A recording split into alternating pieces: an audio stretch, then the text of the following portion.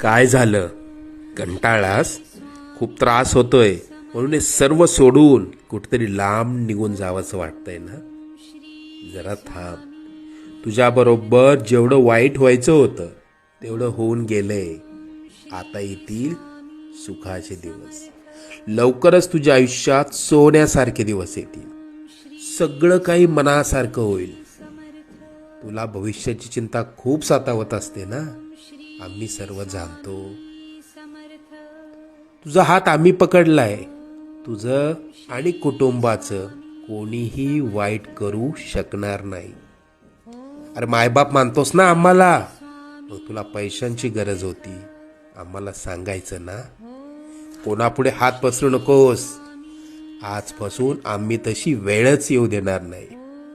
लवकरच मनात असलेली इच्छा पूर्ण होईल. येशील ना पेढे घेऊन अक्कलकोटला? निश्चिंत राहा.